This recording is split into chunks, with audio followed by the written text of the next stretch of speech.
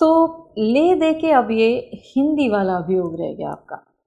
तो ऐसा है तिवारी जी, मैं समझती हूँ कि आपको बहुत मोह है अपनी मातृभाषा से, मगर थोड़ा हिंदी भाषा का इतिहास अगर आपने पढ़ा होता तो ये शिकायत भी नहीं रहती आपको स्वर्गीय श्री बोस से। और शिकायत शब्द के प्रयोग से शिकायत मत कीजिएगा, क्योंकि यूपी सरकार के शिकायत विभाग में भी शिकायत के लिए शिकायत शब्द लिखा हुआ है। To begin, Hindi, the Shuddh Hindi, dear to a lot of Hindi Bhasha proponents, is barely 1 century old, or 1.5 at most.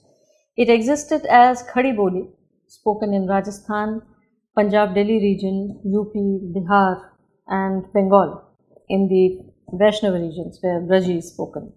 Basically, the northern belt from west to east, but not as the present Sanskritized style of standard Hindi. Apart from this, there were a whole lot of Sanskritized dialects, Braji, Maithili. Many Bengali writers used to write in Maithili. Tagore also composed in Maithili. Then Awadhi, Rajasthani, Bhojpuri, Bagheli, Kannauji, and Devanagari script was used for all of them, except Punjabi, which is also basically a dialect of Hindi but had an additional script, Gurmukhi. And all of these had a literary tradition, but they were definitely not in use for any formal, official, legal or academic purpose. For those, Persian was used. Khadi Boli was called by the Muslims Hindui or Hindi or Hindustani, from which the Urdu literary tradition arose, as distinguished from Braji and Awadhi. And Muslim writers also used to write in Braji and Awadhi, as did Hindus in Hindustani, but in Arabic script, which basically was Urdu. So the bare fact is, Hindustani is equal to Hindi is equal to Urdu, whether you like it or not. Nothing except the vocabulary distinguishes them. A greater mix of Perso-Arabic words in Urdu and more of Sanskrit origin words in Hindi. And both, up till the 19th century, had the status of colloquial tongues only. The devil was in the script. And the devil was born where else? In Bengal, in early 19th century. Since Hindustani was the lingua franca used in courts and for the conduct of commerce in East India Company colonies, at that time primarily the Bengal-Bihar province, it was imperative for company officials to learn it. But for formal instruction, linguists realized the need to make the language less dependent on Perso-Arabic vocabulary and to bring it closer to the local eastern dialects, especially Braji, which was more prevalent in Bengal. It would therefore also have to be in Devanagari script. So the first attempt to weed out the Persian Arabic words from Hindustani or Khadi Boli and put together a lexicon of Sanskritized Hindustani was made by Pandits appointed by Dr. John Gilchrist at Fort William College in Kolkata. But we still don't have as yet the standard Hindi. In literary tradition, it largely borrowed from Braji and had no tradition in prose until then. The first ever work in Hindi was a translation of the Bhagavad Puran into Hindustani, bereft of any Arabic Persian words, by Lallu Ji Lal. He is one of the first exponents of Hindi. He was from Gujarat.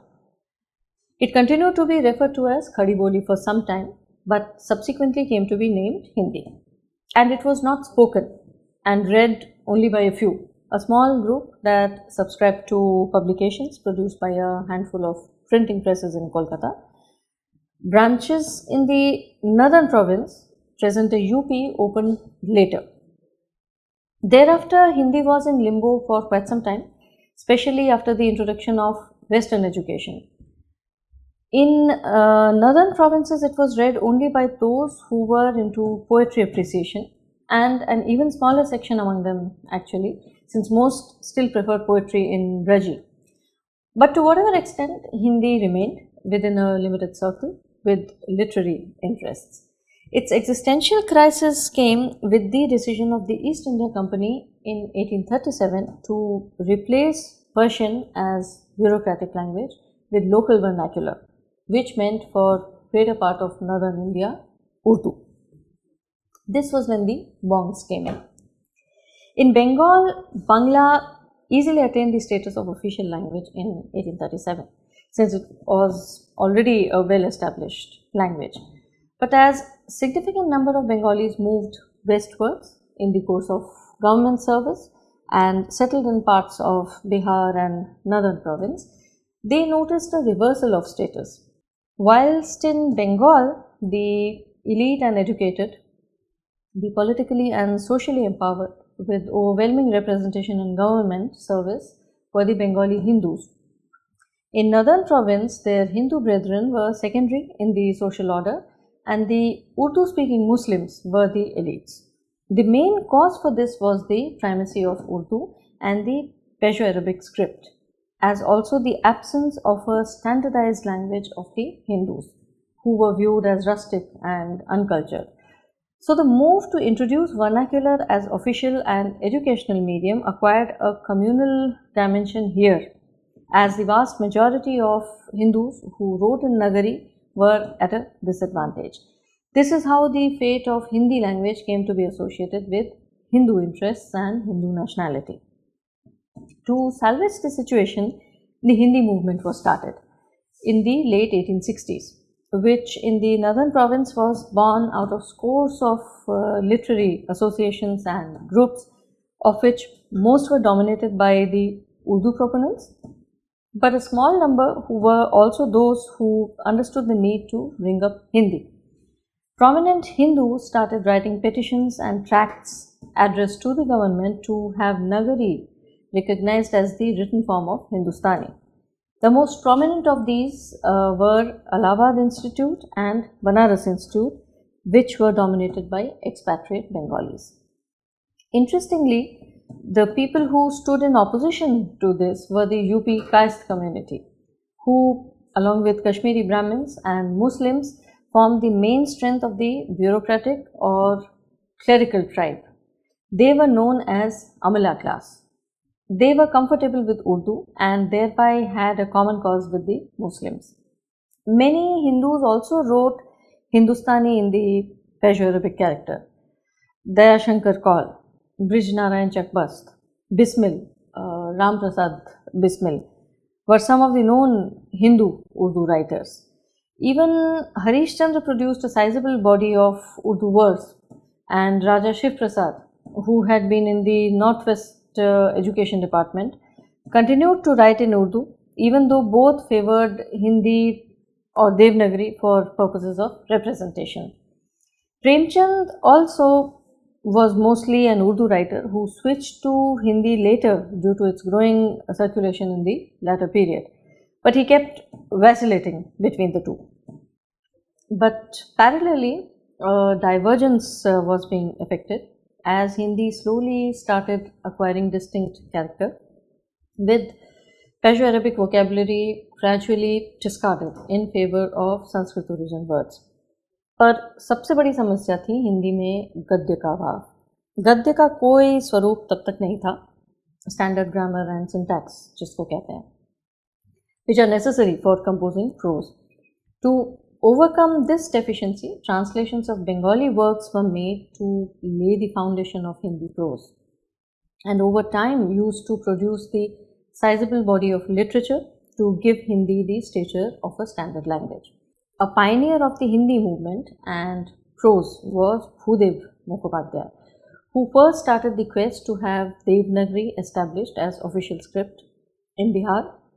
That's where the Hindi movement began. He himself wrote in Hindi and did translations from Bengali, followed by Radhika Prashunno Mukherjee, Nobin Chandra Rai and Harish Chandra. ये जो भारतेंदु का नाम बड़े गर्व से चिपकाए रखते हैं तिवारी जी अपने प्रोफाइल पे, ये भी इसी बंगाली ग्रुप के थे. He knew Bangla well. His family roots were in Bengal for centuries. उनकी जमींदारी थी इस बंगाल में, चंदन नगर और Murshidabad. He himself used to do translations from Bangla to Hindi. Until 1930s, significant number of these Hindi periodicals and literature were produced from Kolkata. a lot of the initial literature has been produced by Brahmo Samaj Press. यही जिनको हिंदी भाषी आजकल stooge कहते हैं, पता कख ना हो उनके बारे में.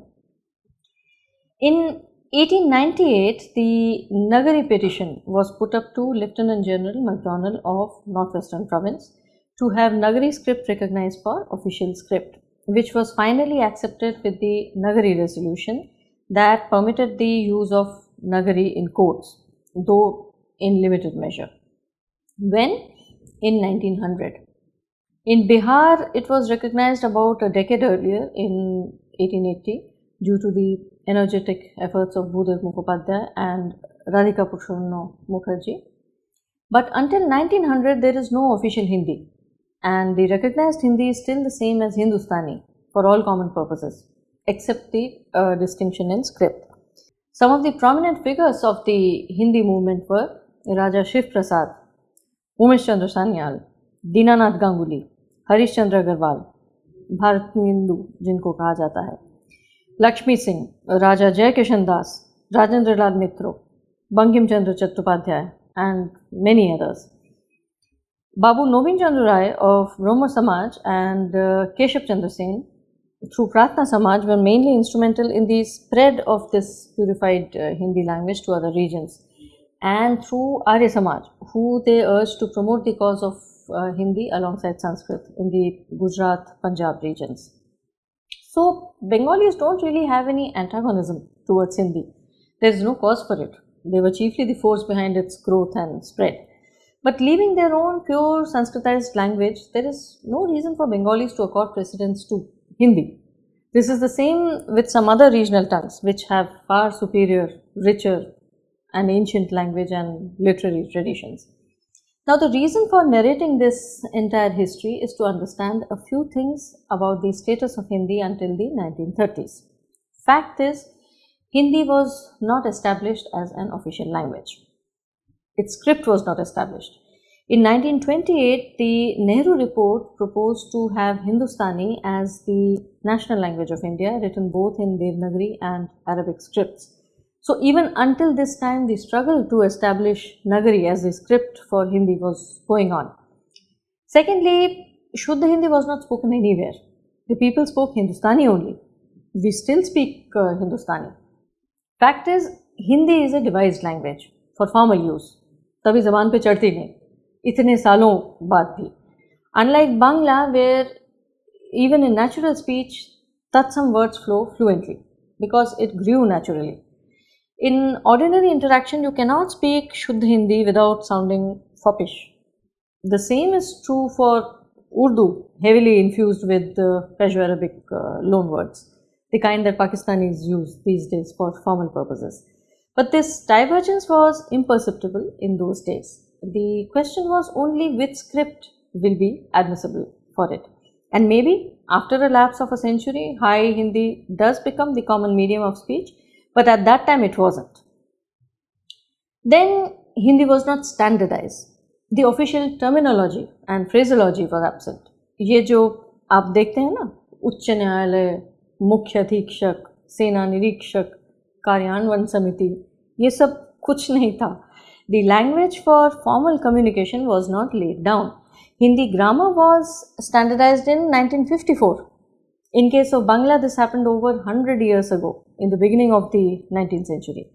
Even Hindi orthography was standardized post-independence. मतलब स्क्रिप्ट तो दूर, लिखने में सही स्पेलिंग क्या होगी उसका तक ठीक नहीं था. और आप कहते हैं आज़ाद हिंद गवर्नमेंट की फॉर्मल कम्युनिकेशन देवनागरी में होनी चाहिए थी. कितने लोग समझ पाते, कितने लोग पढ़ पाते, वो और क्या हवा में बातें करते हैं. Then this obsession with purity of Hindi. Subhash Bose was not on a linguistic enterprise. That time, in the middle of a world war, his primary concern was first capturing a piece of land, which was imperative for inception of an independent government.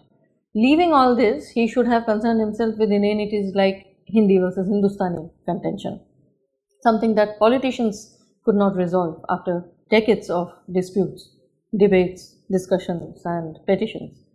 He had nothing better to do. इस सब के बीच में हिंदी की शुद्धता पे उनको ज़रूर ध्यान देना चाहिए था कि कहीं तिवारी जी ना रुष्ट हो जाएं 80 साल बाद, हिंदी ब्रिगेड ना कुपित हो जाए. What kind of pathetic puny mentality is this that cannot appreciate any circumstance, any constraint except their own petty rouses? Tiwari complains that Bose himself did not know Hindi at this time. Strange as would seem for a cosmopolitan and well-travelled Bengali as he was, a forward block comrade of his later recalled how Bose engaged later that year a tutor in Kolkata to teach him Hindi or Hindustani, who later complained that his pupil was too lazy to sit down and learn Hindi, although he did learn enough to make speeches. Well, Bose did not need to learn Hindi or Hindustani any more than necessary for communication. You may wax eloquent on the benefits and charms of Shuddha Hindi, but it is just a linguist's indulgence at most. And this is the problem of language fanatics on both ends of the spectrum. Urdu chauvinists also have this stand. They considered Hindustani Gandhi Zuban and insisted on the use of heavily Persianized Urdu. But fact is, Sanskritized Hindi and Persianized Urdu are both artificial constructs, and they both sound pretentious. Both were used for giving the airs of the better educated. For the greater part of the subcontinent, only Hindustani is the natural medium of communication and expression. So, Bose is, unfortunately for you, not wrong when he says that the distinction between Hindi and Urdu is an artificial one. अब आप अपनी भावनाएं जोड़ें शुद्ध हिंदी से या हिंदी भाषा रस में डुबकियां लगाएं, मगर अधिकांश भारतीयों के लिए हिंदी एक संपर्क के माध्यम के सिवा और कुछ नहीं है, और इस प्रयोजन के लिए हिंदी हिंदुस्तानी ही है, क्योंकि वही उसका स्वाभाविक स्वरूप है, आधिकारिक प्रयोग के बाहर. Historian Alok Rai describes the mental state of such people as Tiwari in the following words. Unlike his Bengali compatriots, the Hindi reformer and activist in the Northwest province had to wrest his language from an entrenched class of people who were, at least then, his social superiors. Thus, the making of Hindi from Hindustani had an element of social disadvantage and resentment built into its foundations, which imparts an enduring anxiety to that invention, Shuddha Hindi. There are good historical reasons why the Hindi wala is quick to take offense and is forever burdened with the suspicion that he is hard done by and not given due consideration by those whose opinion he is too insecure to disregard. कुछ ऐसी ही मानसिक स्थिति है तिवारी जी की. There is another thing which one has to understand from this background. Language as primary contributor to communal politics is unique only to this region, the Hindi belt. Consequently, this alarm bell association with purity of Hindi and Urdu, which if diluted compromises the very basis on which communal interests stand. But this is irrelevant for rest of India. Purity of Hindi as indication of Hinduness is a limited regional concern. For example, in Bengal, the purest Sanskritized Bangla is spoken by both Muslims and Hindus. For Muslim Bengalis, Bangla is indispensable and an ineluctable component of their identity. They are as passionately attached to Bangla as any Hindu Bengali. In the middle of the heat of the 1926 riots, some Muslim groups from outside Bengal had tried to insert the Urdu for Muslims versus Bangla for Hindus rift. But it was the Bengali Muslims who vehemently turned it down. No Muslim group ever dared bring up the language issue again in Bengal politics. That's why there was the Bengali language movement in Pakistan in 1948. Bangla was patronized by Muslim sultans as much as the local Hindu potentates of Bengal since medieval times. Sadhu Bhasha, the archaic, heavily Sanskritized Bangla, was used by both Hindu and Muslim writers. The latest and last exponent of Sadhu Bhasha is a Muslim, Bangladeshi, Dr. Salimullah Khan. To put it simply, a radical Bengali Muslim can pronounce jihad upon kafirs in pure Sanskritized Bangla. So language has no relation to Hinduness for Bengalis and most of India. That's a Hindi belt peculiarity. So Subhash Bose choosing Hindustani for INA did not make him a lesser Hindu. It was just a decision to ease communication, since it was the lingua franca. What was understood was used. It was not meant to establish the official status of a language or its script. Same applies to the adoption of the national anthem. First of all, the reason for adopting Jan Gan Man instead of Vande Mataram is because of the historical background that they were composed in. Vande Mataram was a part of the novel Anand Math by Bankim Chandra Chattopadhyay, as we all know. It was written in the background of overthrow of Muslim rule in Bengal and welcomes the British as saviors. This view is seen in many of the early nationalists like Ram Mohan Roy, Bankim Chandra, Madan Mohan Malviya, etc. But this context had lost its meaning in the subsequent nationalist movements as Indians slowly realized the kind of extremely exploitative and rapacious nature of British rule, more debilitating than any previous Islamic rule had been, completely stripping the land of all resources and giving it nothing in return, a veritable drain. So much so, Indians did not have sufficient even to eat or cover their backs. Even cloth used to be rationed in those days. So the later nationalists started understanding a need for Muslims and Hindus to cooperate rather than contend and focus on throwing off the British clinging like vampires to India. It is not that leaders did not realize the predatory nature of Islam, but they prioritized independence. For this purpose, Jan Gan Man was more conducive. And the separatist Muslims, by the way, had a problem with Jan Gan Man also.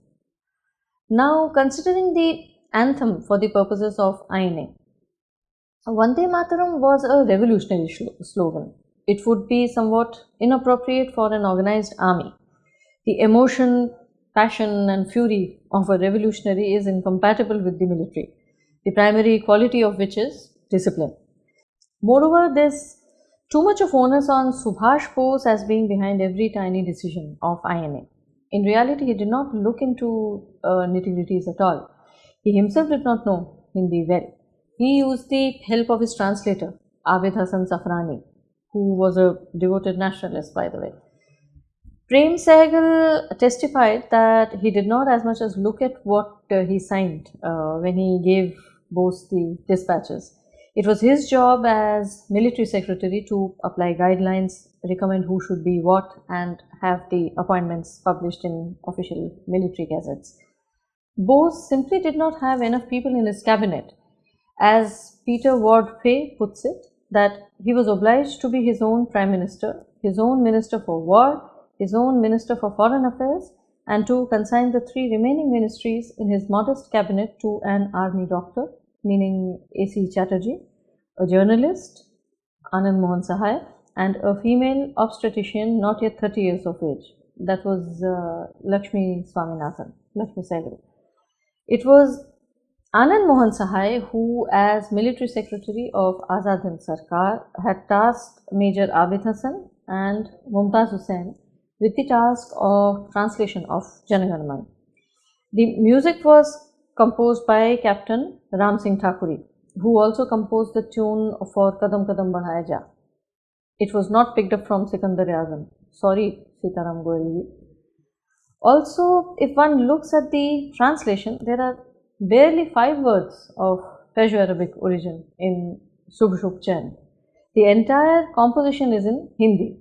It can't be called a literary classic, unlike the original, but it was done by army men, not great literateurs.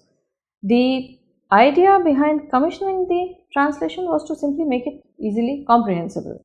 The original was composed in abstruse Sadhu Bhasha.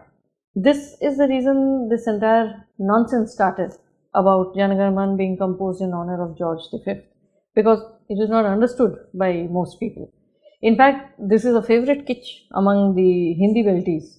circulated and consumed eagerly. So what is Sarvesh Tiwari even talking about? Also, the Azad Hind radio broadcasts were in all languages. Apart from English, in Bengali, Tamil, Telugu, Kannada, Malayalam, Gujarati, Marathi, Punjabi, Gurkhali, Pashto and Hindustani. During Bose's tour of the Andamans as the Supreme Commander of Azad Hind Fauj in September 1943, he got thousands of copies of the Tamil version of Savarkar's Indian War of Independence of 1857 printed and distributed among the public. So his use of language was entirely utility based. Tiwari complains about the motto of Azad Hind Fauj being in Urdu, but he does not mention that these were present on the insignias in all three languages. In Hindi it read Ekta Vishwas Balidan, in Urdu Ittifaq Idmat Qurbani, and in English Unit Faith and Sacrifice. The term Jai Hind had been coined during the formation of the Indian Legion by a Hindu, Champakaraman Pillai, not an Urdu advocate. Then the titles for the battle honours. They appear to have been invented from the word Tamgha, which means a medal. The Hindi word Padak was not coined, it was not known. One would have to delve in Sanskrit to figure out the Hindi word for a medal. And they were not linguists. Hindus called a medal a medal. तो क्या कहते हैं? Medley Hind, medley Bharat. अच्छा, इन्हें VSM, AVSM, PVSM से कोई आपत्ति नहीं है. विशिष्ट सेवा मेडल, अति विशिष्ट सेवा मेडल, परम विशिष्ट सेवा मेडल. मतलब मेडल शब्द से प्रॉब्लम नहीं है, सारी प्रॉब्लम तमगा शब्द से है. क्यों? दोनों ही तो फॉरेन ओरिजिन शब्द हैं. Just because Tiwari's sense of priorities of kilter obsessing over Hindi doesn't mean it would be the same for Bose. He had the nation's independence to think of. Lives of men were at stake. He had to think of ways to keep them motivated and to keep his army from floundering. Hindi के पीछे झकमारी का time नहीं था उनके पास.